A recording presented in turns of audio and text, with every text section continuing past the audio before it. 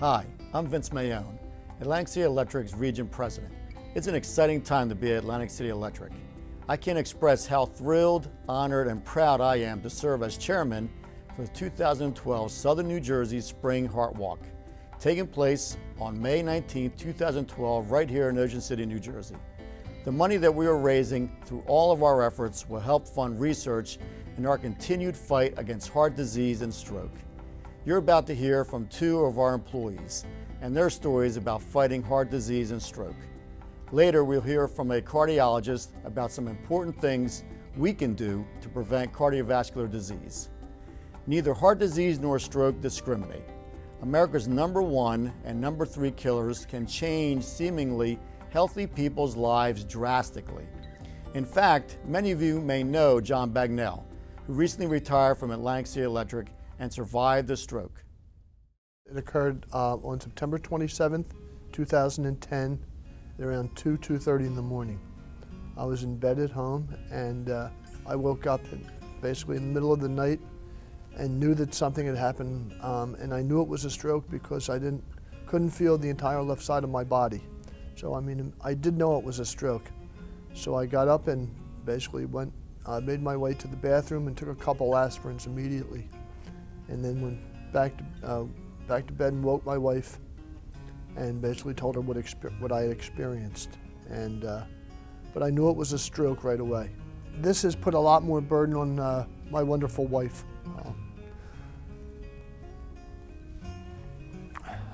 Excuse me. It's really burdened her a little bit, not a little bit, a lot.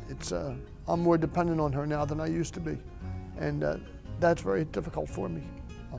But that and my lifestyle has changed. I do miss the people that I worked with. I worked with Atlantic Electric for 34 years. It was a big part of my life. And the friends that you meet over those years and the relationships that you develop are a big part of who you are. When I was in Betty Backrack rehab after the stroke, I received about 50 cards from Atlantic City Electric friends. Excuse me. It's very emotional. But I can't tell you how much I can't tell you how much that helped me get through it. I got phone calls and visitors, and doesn't mean just a little bit that to go out of your way to a friend or a colleague or a relative to stop in and see them or send them a card, but it really did brighten my spirits. Thank God I had a very good support system with my wife and my family, which was just wonderful. And all my friends from Atlantic Electric. I exercise on a regular basis now. I take walks every other day, and on the days I don't walk, I do floor exercises to strengthen the various muscle groups on the left side of my body. I changed my diet significantly.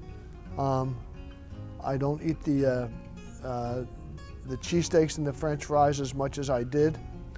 And of course, I don't smoke anymore. I was a heavy smoker for a long time. Getting tests and doing blood work on a yearly basis at the minimum is what I would suggest to try to alleviate heart disease and stress, along with your diet and exercise. It's clear to me that John misses working with us at Atlantic City Electric, but he will always be a part of our family. Now I would like you to meet Rick Etling. He's one of our mechanics that works with our Pleasantville operations team. He also recently experienced a heart attack, and I would like you to hear his story. In 2011, September, the first week of September, about 3 o'clock in the morning, I was woken up with what I thought was heartburn. I sat on the edge of the bed. I took a Pepsid heartburn medicine, and it went away, so I went back to sleep. When I woke up the next morning, I didn't feel right. I told my wife, I said, something's not right. So she, typical guy thing, I didn't want to go anywhere, doctor. She made me go to the urgent care center, and they did an EKG, on me, and EKG came back perfect. And the doctor recommended that I go to the emergency room and have a blood test. I did that, and the blood test came back that I had had a heart attack within the last 24 hours. I had to change my eating habits. I stopped smoking. It's been 7 months. That's difficult. That's probably the most difficult thing now. The residual, the cravings are horrible, but I'm not going through this again. The doctor said that the nicotine will deteriorate the grafts that they put the veins in the heart. So he said, if you start smoking again, he says, I'll see you in 2 years. I'll be right back where I was. What affected me most with my family is my daughter. It's kind of hard to remember it this way. I don't like remembering it this way, but the day I was operated on for the triple bypass, she turned 21. She doesn't want to remember that either. She said it was the worst phone call she's ever gotten. And I can remember saying to the doctor right before the surgery, just get me till June. She's getting married in June, and I want to get to June so I can walk her down the aisle. There's no way I wanted to miss that. I sat in the hospital room and I said, this can't be me. I'm only 52. And my family doctor came in to visit me and he says, who's your cardiologist? I told him, I said, I'm 52. I don't have a cardiologist. I never thought I needed one. Just start out walking. The dog loves me. I've been taking the dog for a walk. She has a ball. You know, the bike path, there's bike paths around here. It's just exercise, just moving. I had a physical job, and I thought I was okay. But they want your heart rate up, you know, walking at a fast pace, or, you know, exercising, the treadmill, the bicycle. Company has a good program. They even give you some money towards, you know, joining a gym. It affected the whole family. And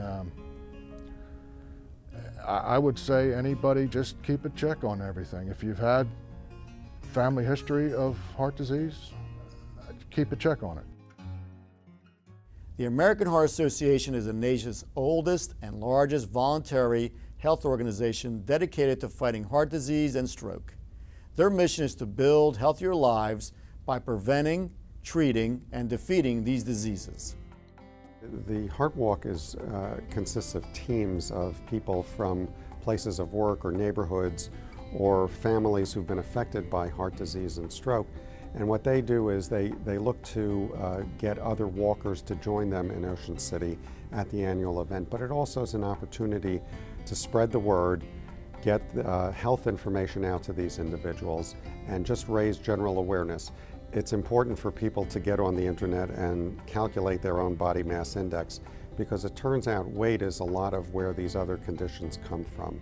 So fighting the obesity epidemic is key.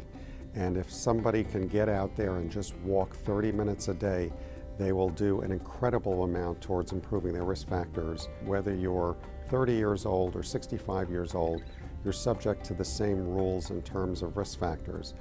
Well, John and Rick's experiences are very common in southern New Jersey. The stories of young people having heart attacks and strokes, and not just men, but women as well, are things that we hear on a daily basis.